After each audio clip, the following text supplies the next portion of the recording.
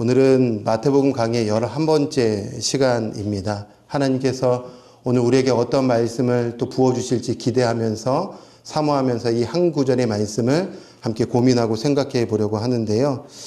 오늘 말씀 13절의 말씀을 읽을 때 의아해 하시는 분들이 계실 것 같아요. 지금까지 마태복음 1장 1절에서 4장 22절까지 쭉 연속해서 강해, 즉 말씀을 살펴봤는데 갑자기 4장 23절에서 5장 12절 말씀을 훌쩍 뛰어넘어서 지금 13절 말씀으로 왔으니 왜 갑자기 중간에 말씀이 이렇게 빼고 훌쩍 뛰어넘어갔냐 이렇게 궁금해하시는 분들이 계실 것 같은데, 우리가 연초에 예수님의 가르침의 첫 번째 팔복을 다뤘기 때문에 오늘은 그 부분을 다루지 않고 바로 다음 오늘 13절의 말씀을 함께 이제 살펴보려고 합니다. 정체성에 관한 말씀입니다. 제자의 정체성. 며칠 전에 막내딸 우리 화평이가요, 저녁에 수학 문제집을 가지고 온 거예요. 수학 문제집을 가지고 왔다는 것은 지금 문제를 푸는데 어려움을 만났다는 거죠. 아빠한테 이제 도움을 구한 겁니다. 아빠 지금 이 문제가 어려운데 가르쳐 달라는 거예요. 도형 문제였어요. 이게 도형이 이제 앞에 이게 박스가 이렇게 있고요. 뒤에 이제 박스까지 다 파악해가지고 앞에는 5개가 보이는데 숨겨진 박스까지 찾아내는, 그래서 8개, 10개 이렇게 이제 찾아내는 문제죠. 삶을 살다 보니까 꼭 공식대로 풀지 않아도 딱 보면 압니다. 그래서 저는 딱 보면은 앞에는 5개 보이지만 뒤에까지 숨겨진 거 찾아내면 그냥 8개 이렇게 풀 수 있는 거예요. 그런데 6학년 이제 아이에게는 이 문제는 쉬운 문제가 아니겠죠. 그래서 알려달라는 거예요. 이게 어떻게 8개가 되는지, 어떻게 10개가 되는지 알려달라는 거죠. 근데 알려주려고 하니까 이제 설명하는 것은 이건 쉬운 일이 아닌 거예요. 그래서 이제 분명히 이 문제를 풀 때에 공식이 있을 텐데 그걸 좀 알려달라는 거죠. 그래서 제가 이제 화평이한테 이야기를 했어요. 아니, 그것은 문제 풀기 전에 앞에 풀이 과정 또 이렇게 설명이 다 되어 있으니까 그거 보면 쉽게 이해할 수 있다. 그거 보면 된다. 봐도 이해가 안 된다는 거예요. 그래서 같이 이제 앞에 부분을 탁 펼쳤죠. 그리고 이제 어떤 공식으로 설명하는지 같이 봤습니다. 근데 이제 이렇게 기역자 도형인데요. 맨 위에는 별 표시, 그리고 그 옆에는 세모표, 동그라미 표시, 그리고 밑에 2개는 세모 표시 이렇게 되어 있는 거예요. 표시를 통해서 공식을 알려주려고 하는 거구나. 그러니 별은 3개, 동그라미는 2개, 세모는 하나.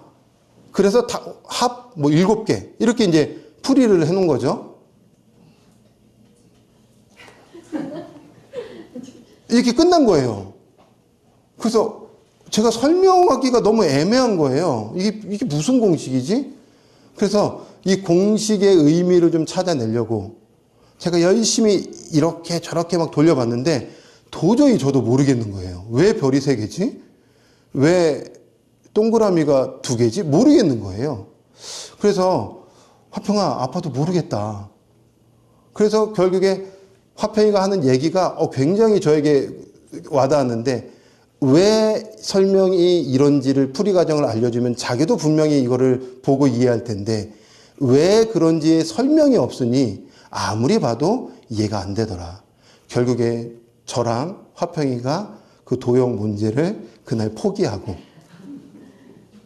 풀지 못하고 하루를 마감했던 기억이 있습니다. 왜 말씀 서두에 이 이야기를 하냐면 오늘 13절의 말씀이 마치 그런 것과 같아요.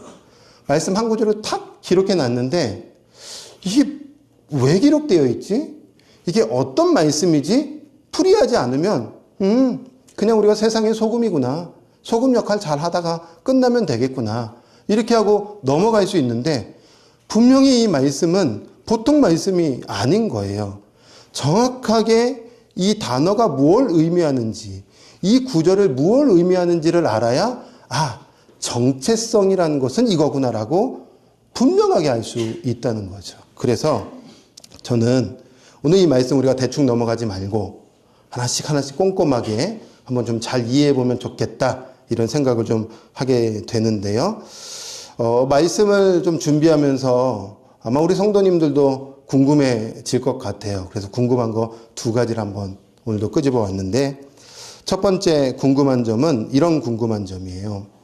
우리가 보통 신앙생활 하다 보면은 교회에서 목사님들이 이런 설교 아니면은 영적인 지도자들이 이런 설교 많이 하고 이런 이야기 많이 합니다. 여러분들은 세상의 빛과 소금입니다. 이렇게 표현한 거 들어보신 적 있으시죠? 그죠? 그런데 우리 예수님은 뭐라고 이야기하셨냐면 너희는 세상의 소금이다. 이렇게 얘기하셨고 너희는 세상의 빛이다. 이렇게 얘기하셨어요. 빛과 소금을 같이 연결해서 말씀하시지 않으셨어요. 중요합니다. 같이 연결해서 표현하시지 않으셨습니다. 구분했다는 거예요. 그러면 우리는 세상의 빛과 소금입니다. 이렇게 편안하게 이야기하지만 본래는 그렇게 연결해서 사용할 표현이 아니다. 여기까지 이해가 되셨죠? 왜 그런가 하면 여러분 말씀해 보시면 13절에 세상의 소금이다 라고 말하는 세상과 세상의 빛이다 라고 말하는 세상이 같은 단어로 쓰인 세상이 아니다. 다르다. 다르게 썼다는 건 분명히 다른 의미가 있기 때문에 그런 거예요. 그러면 다음 주에 말하려고 하는 그 세상의 빛의 세상은 다음 주에 좀 우리가 살펴보고 오늘은 13절에 말하고 있는 세상의 소금의 세상, 헬라어로는 개. 이 세상을 우리가 한번 고민해보고 생각해보면 좋겠다. 이게 첫 번째 부분이에요. 여기까지 이해가 되시죠? 궁금하세요, 근데? 네, 저 궁금합니다. 저도 궁금해요. 두 번째 궁금한 점은 제가 우리 살림하시는 분들에게 한번 질문해 보려고 해요. 맛을 잃은 소금 보신 적 있으세요? 없어요? 생소금은 싼 소금? 맛이 쓴 소금. 쓴 소금도 있군요. 예, 그건 처음 제가 이제 접해보는데. 오늘 예수님이 이런 말씀을 하세요.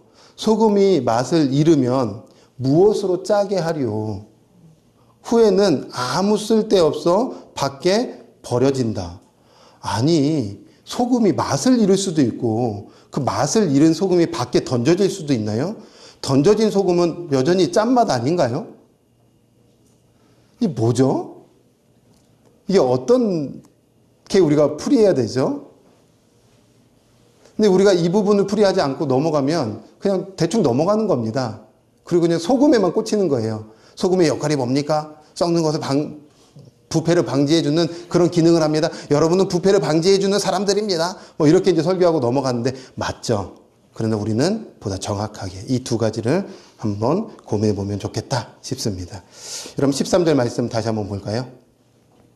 13절 말씀 이렇게 시작됩니다. 너희는 세상의 소금이니. 여기서 세상의 소금이다 라고 말합니다. 여러분 너희는 이라는 것은 제자를 말합니다. 쉽게 말하면. 더 분명하게 말하면 팔복 상태인 사람들을 말합니다. 앞에 본문과 연결해 보면.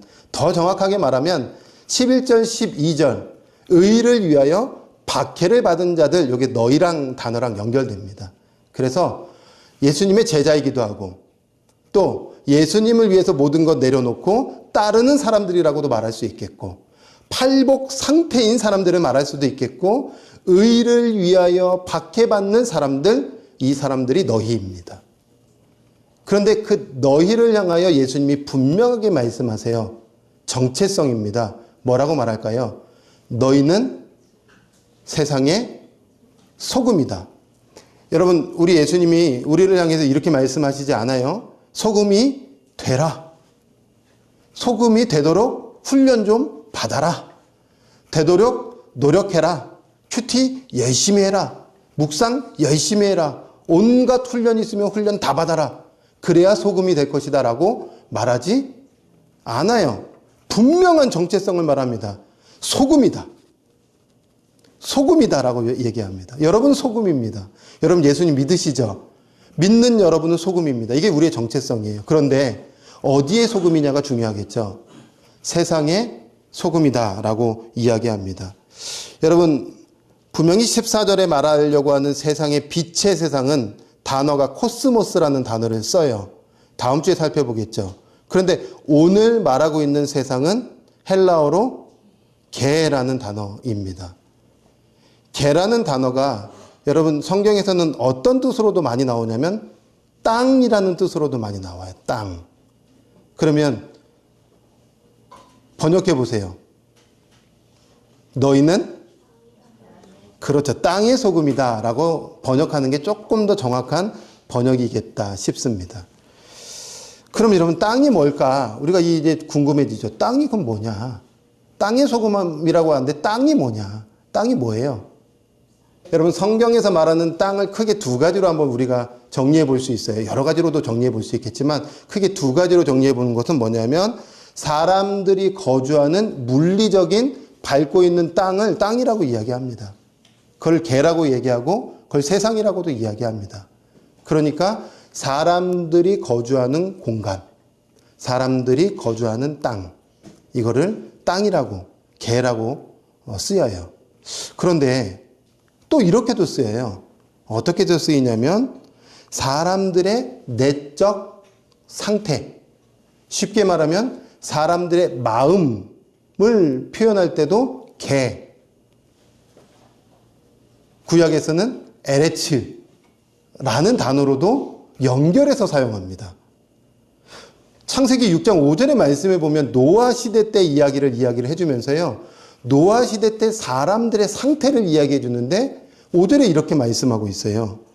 여호와께서 사람의 죄악이 세상에 가득함과 개, 에레츠, 땅의 가득함과 그의 마음으로 생각하는 모든 계획이 항상 악할 뿐임을 아시고, 그러니까 개, 에레츠, 땅과 무엇과 연결시키고 있을까요?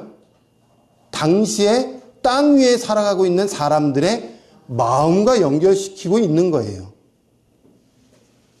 그래서 성경은 단순히 문자적으로 보이는 땅만 이야기하려고 하는 것이 아니라 땅 얘기하면서 그 안에 존재하고 있는 사람들의 상태, 마음들을 이야기하려고 한다는 거죠.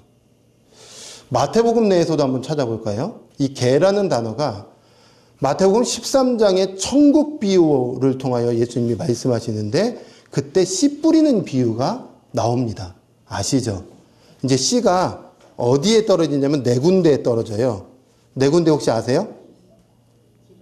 길가에도 떨어지고 돌밭에도 떨어지고 가시덤불에도 떨어지고 좋은 땅, 옥도에도 떨어져요. 이때 땅이라는 곳, 땅이라는 단어가 뭐냐면 개입니다.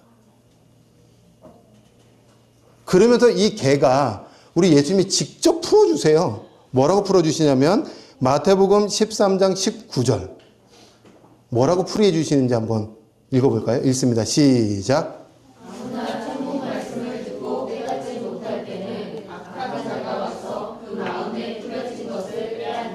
뭐라고 풀어주시죠?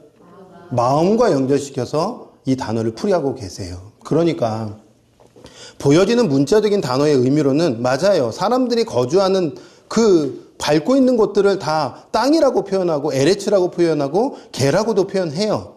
그러나 우리 주님은 반드시 문자로만 이야기하려고 하는 것이 아니라 우리에게 영적인 걸 말하려고 하시니 영적인 의미로 연결해서 풀이해 보면 땅은 마음과 연결된 의미로 우리가 연결해서 해석해 볼 수 있다는 거예요. 그러면 다시 한번 직역해 보세요.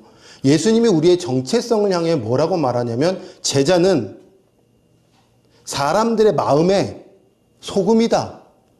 이렇게 말하고 있는 거랑 연결되겠죠. 제자는 수많은 사람들이 마음이 어두워서 박해하고 어둠 가운데 있고 썩어져 가고 있는 이 사람들의 소금이다. 이 얘기를 하고 있는 거예요. 여러분은 그런 존재라는 거죠. 그렇다면 우리는 이 소금의 역할이 뭘까? 소금의 기능도 뭘까? 이것도 한번 우리가 한번 생각해 봐야 되는데 이 부분도 뭐 소금 하면 여러분 뭐예요? 맛을 내기도 하고 뭐 여러 가지 다 알고 계시죠? 예, 그겁니다. 그 역할이에요. 그 기능이에요. 그러나 저는 두 가지 한번 생각해 보려고 해요. 첫 번째의 소금의 기능이 부패를 방지하는 겁니다. 유대인들 살고 있었던 당시에는 뭐 요리할 때도 간을 내기 위해서 맛을 내지만 그 놀라운 의미 중에 하나는 부패, 썩는 것을 방지하는 거예요. 신선함을 유지하는 거예요. 여러분이 신선함을 유지해야 돼요. 하나님은 지금 다른 곳에 주목하지 않아요. 교회를 주목하고 계시고 믿는 자를 주목하고 계십니다. 성경은 늘 그 얘기 하잖아요. 예.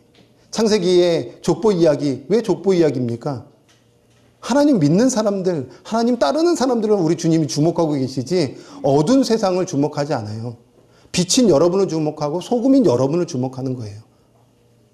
그런데 이 소금의 기능이 뭐냐면 썩는 것을 막는다. 신선도를 유지한다. 여러분이 가는 곳에 신선도가 있어야 됩니다. 믿지 않는 가정 속으로 들어가세요? 신선해져야 돼요. 직장 가운데 가세요? 직장은 계속 썩어가는데 여러분이 가는 순간 신선도가 유지되는 겁니다. 또 두 번째 이 소금, 당시의 유대인들은 아마도 학자들도 동일하게 얘기하는데 레위기에 나오는 소금과 분명히 연결해서 생각했을 겁니다.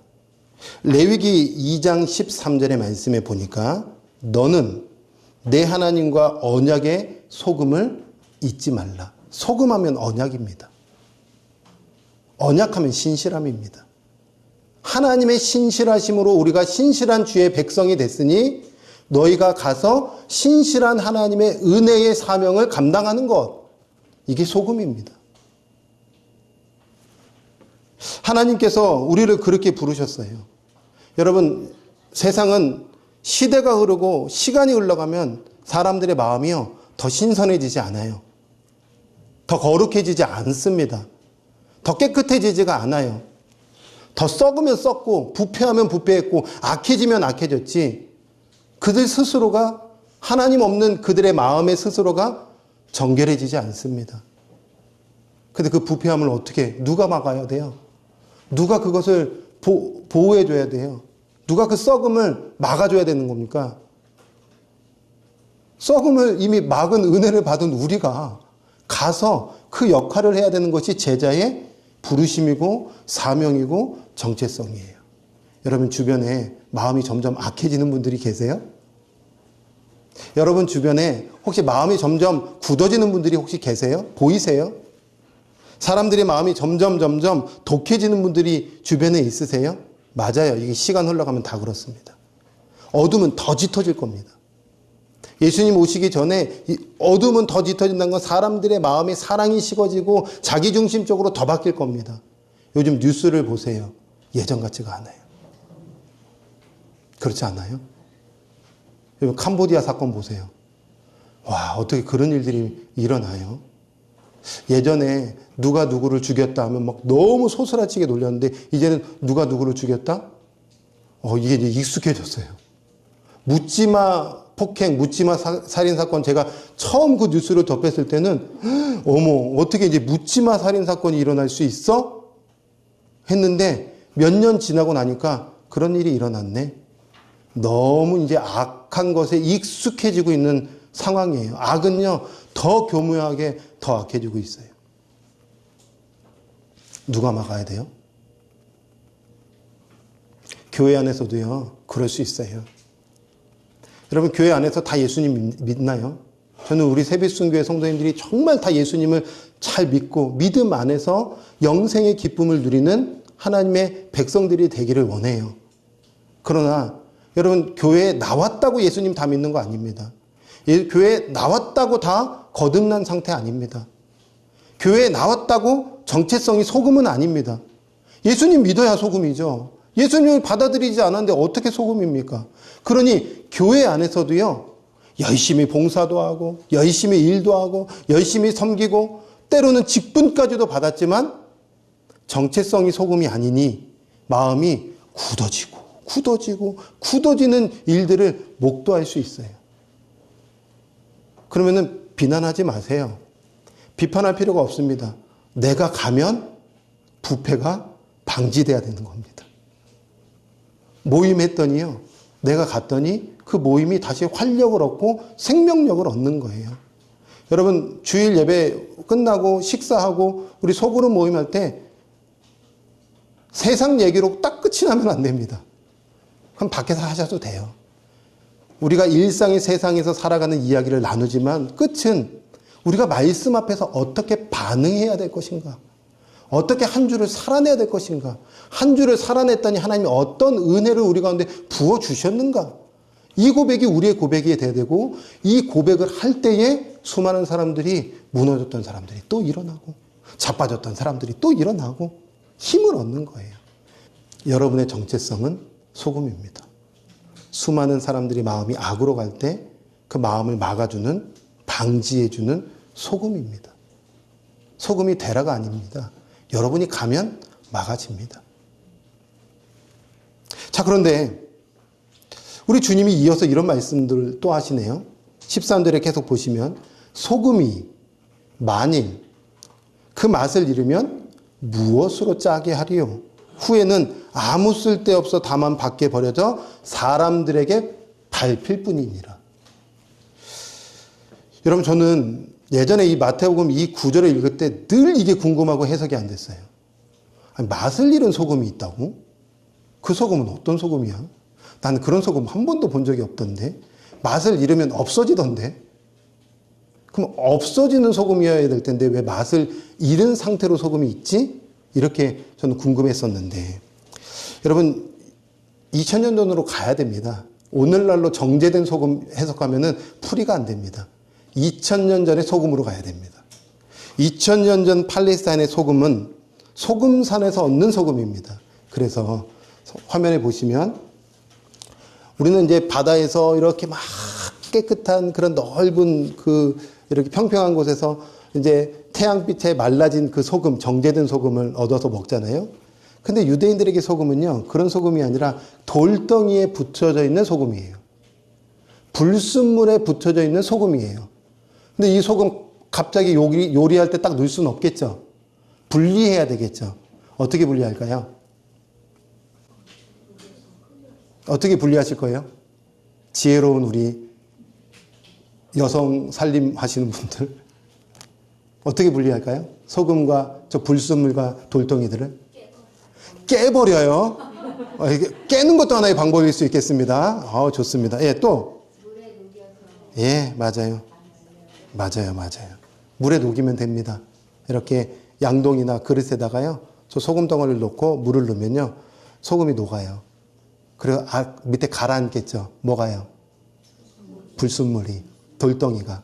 그러면 돌덩이에 계속 있을 필요 없겠죠. 어떻게 해야 돼요? 버려야죠. 왜? 역할 다 끝났으니까. 기능할 수가 없으니까. 마치 유대인들은 분명히 그걸 생각했을 겁니다. 그래서 소금이 맛을 잃는다는 것은 기능을 멈춘 거예요. 본질이 끝난 거예요. 역할을 못하고 있는 거예요. 그러면 밖에 버려지는 거예요. 아니면 지붕 위에 던지든지. 여러분이 하나님께서 소금이라고 말하는데 소금의 기능을 안 해요? 그러면은 밖에 던져진다는 거예요. 그런데 우리가 주목해야 될 단어가 있습니다. 그것이 무엇이냐면 맛을 잃다라는 단어가 되게 중요한 단어이죠. 이 단어가 신약 성경에는 딱 4번밖에 안 쓰여 있어요. 그 중에 2번은 복음서에서 오늘 본문과 연결된 맛을 잃다라고 번역되어 있어요. 그러나 로마서의 말씀에 보면, 고린도 전서의 말씀에 보면 이 2번 쓰인 곳에는 뭐라고 쓰여 있냐면 로마서 1장 22절에 스스로 지혜 있다 하나 어리석게 되어 라고 번역해 놨습니다. 맛을 잃는다는 건 뭐예요? 어리석게 되는 겁니다. 고린도전서의 말씀에 보면 미련하게 되어 이렇게 표현되어 있어요. 그러니까 하나님 보실 때에 누가 맛을 잃은 소금이냐 하면 어리석은 가운데 살아가는 사람, 미련한 상태로 살아가려고 하는 사람이 바로 하나님 보실 때의 맛을 잃은 자입니다. 여기까지 이해가 되세요? 예. 여러분, 어리석음에 빠지면 안 돼요. 미련한 상태로 살아가면 안 된다는 겁니다. 그러면은 우리가 이런 질문해요. 아니, 어리석음이 뭡니까? 뭐 사기를 당하거나 아니면은 뭐 다른 사람들에게 뭐 속임을 당하거나 이러면은 어리석다라고 표현하는데 성경은 그 어리석음을 말하지는 않죠. 어리석음에 대해서 바울이요, 세 가지로 아주 분명하게 정리해 줍니다. 로마서 1장 21절인데 준비는 안 했지만 세 가지로 이렇게 표현해 주고 있어요. 제가 정리해 볼게요. 세 가지가 뭐냐면 하나님을 영화롭게 하지 않는 자, 이게 어리석어지는 겁니다. 한 번 더요. 하나님께서 우리에게 하나님의 영광을 부어 넣어 주시고 복음의 은혜를 주셨는데 그 은혜를 맛본 자가 하나님을 영화롭게 살아가지 않으면 하나님은 그 사람을 뭐라고 말씀하시냐면 너는 지금 어리석음 가운데 살아가려고 하고 있어. 마태복음 5장 13절의 말씀에 보면 너는 지금 맛을 잃어가고 있어. 더 가면 잃을 거야. 영화롭게 한다는 게 몇 주 전에 우리 이호영 목사님이 굉장히 잘 풀어주셨어요. 참 좋아요. 영광이란 단어입니다, 사실은. 영화롭게 하다가 영광, 독사. 어떻게 기억하고 계세요? 생각나다. 맞아요. 저도 되게 좋았어요. 생각나다. 생각나게 하다. 이런 거잖아요. 하나님이 우리에게 은혜를 부어주셨으니 우리가 하나님을 생각나게 하는 것이 영광이죠. 이걸 또 다른 표현으로는 저는 반사하다 이렇게 표현하거든요. 반사하는 거예요. 하나님의 사랑을 입은 자가 누군가에게 하나님의 성품을 드러내므로 저 사람은 어떻게 저렇게 사랑하지? 저렇게 용서하지? 저 사람이 믿는 하나님 때문이네? 하나님을 생각나게 하니 그 사람은 일상에서 하나님을 영화롭게 하는 거예요. 반사하는 삶. 하나님을 생각나게 하는 삶. 누구는 너무 마음이 독해지고 악해지고 무시하고 조롱하지만 그때에도 그것을 다 우리 주님이 나를 위해서 참아내신 것처럼 참아내고 오히려 용서하고 사랑하면 하나님이 넌 날 영화롭게 했어. 너는 어리석음에 빠져 있지 않아. 너는 지금 맛을 내고 있어. 주님이 이렇게 칭찬해 주실 거예요. 또 1절을 계속해서 보시면 두 번째로 뭐라고 얘기하냐면 감사를 상실한 채 살아가는 사람. 뭘 상실해요? 감사를 상실하는 거예요. 여러분 혹시 제가 예전에 추수감사절 때 감사 설교했었는데 혹시 감사 기억나세요? 주는 거. 네. 값없이 주는 거. 예수님의 감사는요. 난 받았으니까 누림으로 인해서 소유했던 감사를 뛰어넘어서 주는 감사로 갔어요. 주는 것이 감사였다. 그래서 이 단어가 어떤 단어로 연결되냐면 좋은 플러스 은혜. 여러분, 우리가 왜 감사해요, 하나님 앞에?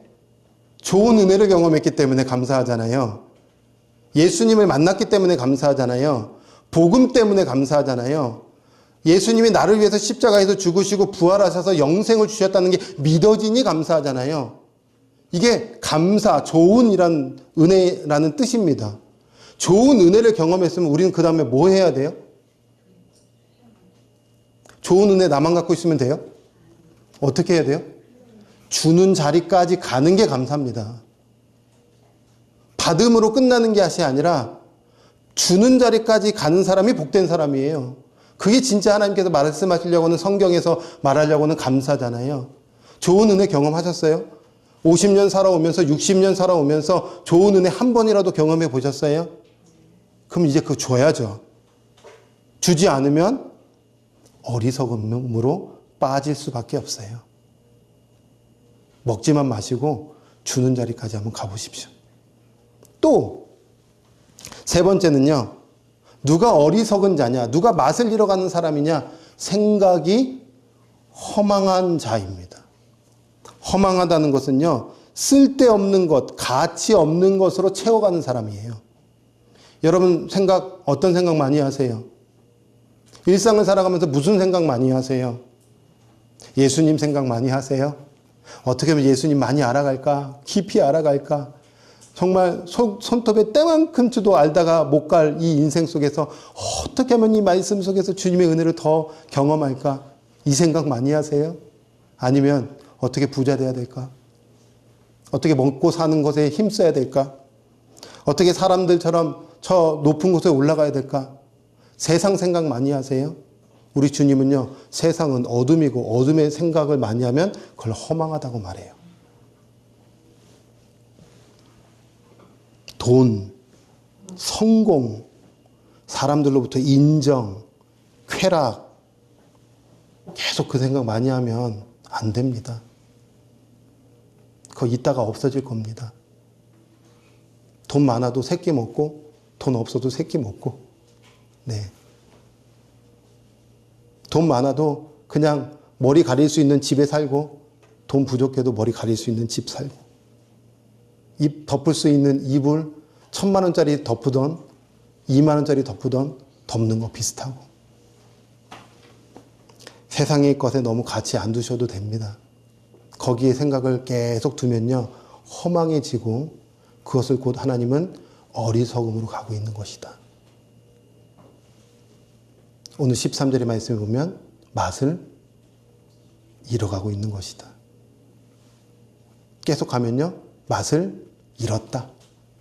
그래서 밖에 던져지는 것이다. 여러분의 상태는 어떻습니까? 여러분의 영혼은 어떻습니까? 여러분의 마음은 어떻습니까? 여러분은 정말 하나님이 소금이라고 말씀하시는데 그 소금으로서의 기능을 감당하며 살아가고 계십니까? 맛을 잃어가면 상태의 결과는 비참입니다. 사람들에게 밟힐 뿐입니다. 철저하게 밟히다. 완전히 짓밟히다. 이런 뜻입니다. 더 이상 선한 영향력 주지 못하고 정체성을 상실한 채 무기력한 인생을 살아가다가 끝나는, 세상과 동화되어서 동화된 상태로 끝나버리는 아쉬운 인생 되는 겁니다. 주님 그러지 말라고 오늘 이 말씀을 다시 한번 선명하고 분명하고 정확하게 우리에게 주시는 겁니다. 주님, 그러면 저는 지금 맛을 좀 잃어가고 있는 모습인 것 같은데 이 말씀 들려주시니 저 어떻게 해야 합니까? 요한계시록 2장 4절 5절 말씀에 하나님께서 에베소 교회에게 이렇게 말씀합니다. 그러나 너를 책망할 것이 있나니 너의 처음 사랑을 버렸느니라. 첫사랑 회복해라 이런 뜻이죠. 근데 첫사랑은요, 옛날 10대 때 만난 그 사랑 말하려고 하는 게 아니라 으뜸 사랑 말하는 겁니다. 으뜸인 사랑. 사랑이 으뜸이야. 십자가에서 너를 위해서 죽고 부활한 그 십자가에서 그 깊은 사랑의 만남, 그 사랑 만남 회복해라. 그럼 다시 십자가로 가는 겁니다. 본질로 가는 겁니다. 우쭐할 필요가 없습니다. 다시 처음으로 가서 주님 앞에 엎드리는 겁니다. 그 사랑 회복하는 겁니다.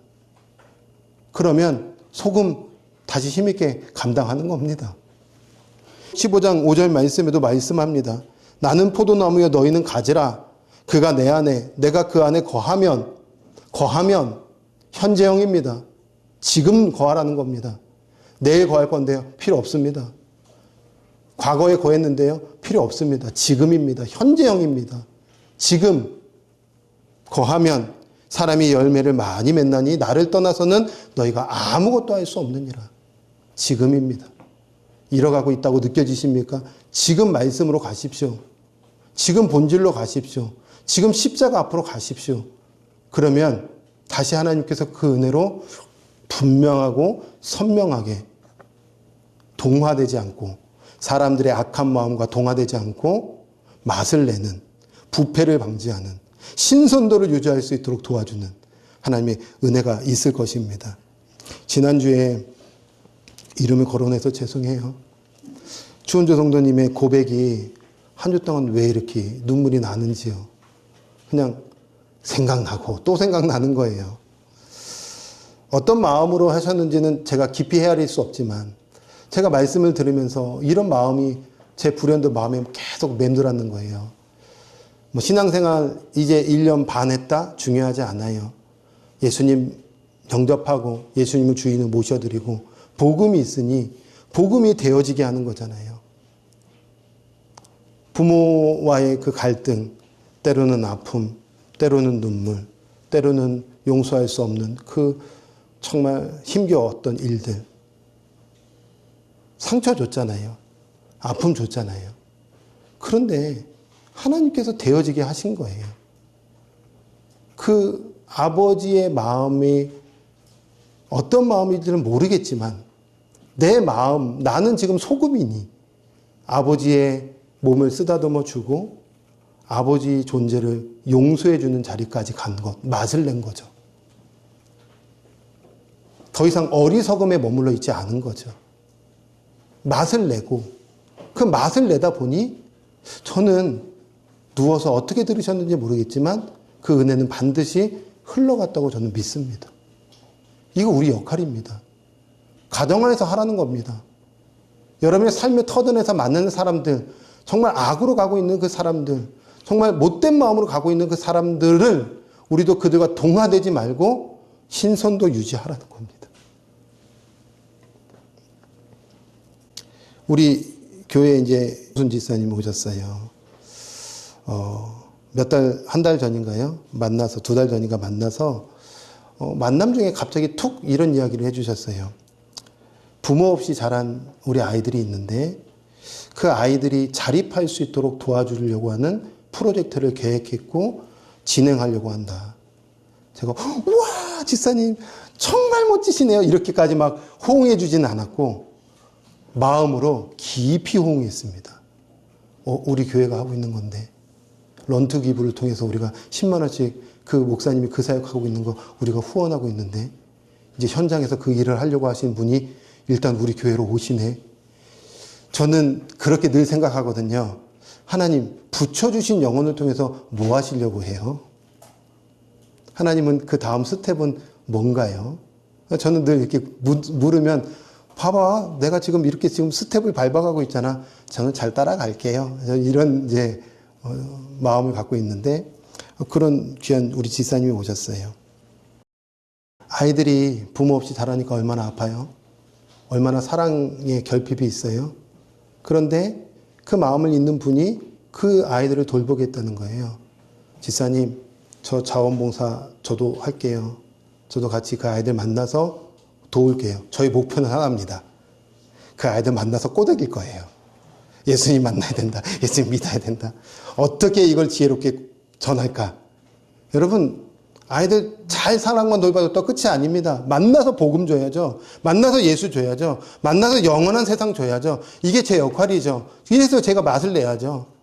그래서 하려고 하는 거예요. 그래서 한 영혼이 온다면 얼마나 기쁩니까?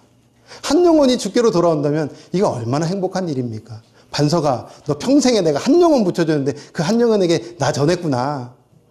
저 주님 앞에서 서면 당당하게 얘기해야 될 거 아닙니까? 그래서 기대가 되는 거예요.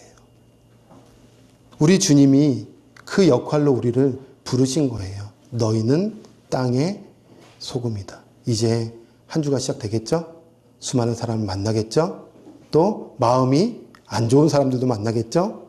복음 없는 사람 만나겠죠? 그들과 동화되지 말고 소금이란 걸 꼭 기억하고 여러분이 가는 곳마다 신선도가 유지되고 부패, 썩음이 방지되고 하나님의 신실하심을 드러내는 저와 여러분이 되기를 주님의 이름으로 축원합니다.